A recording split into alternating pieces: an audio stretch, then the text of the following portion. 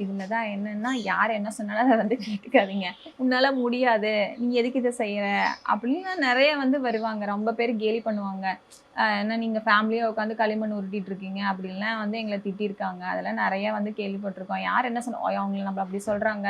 நாங்க எங்கேயாவது வெளியில போனோம்னா நம்மள எல்லாரும் பார்த்து திட்டுவாங்க." அப்படிலாம் யாரும் நெனைக்காதீங்க. உங்களுக்கு என்ன பெஸ்ட்டா வருமோ, அதுல நாம இன்னும் என்ன வந்து சிறப்பா செய்ய முடியுமோ வந்து அத உங்களோட ட்ராக்ல நீங்க அமைதியா நீங்க பாட்டு போயிட்டே இருங்க.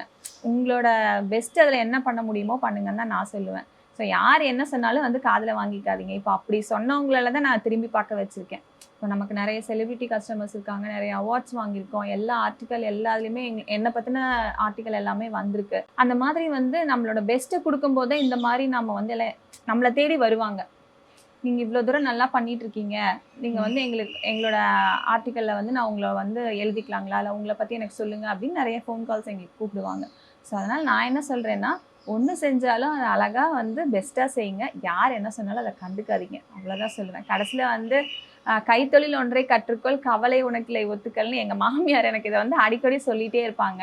ஸோ அதனால நான் விளையாட்டுத்தனமா ஸ்டார்ட் பண்ணது தான். இப்ப இவ்ளோ நாங்க டர்ன் ஓவர் பண்ணிட்டு இருக்கோம். இத்தன கண்ட்ரீஸ்ல எங்களுக்கு கஸ்டமர்ஸ் இருக்காங்க. பெஸ்ட்டா பண்ணுங்க அப்படின்றது தான் நான் சொல்லுவேன்.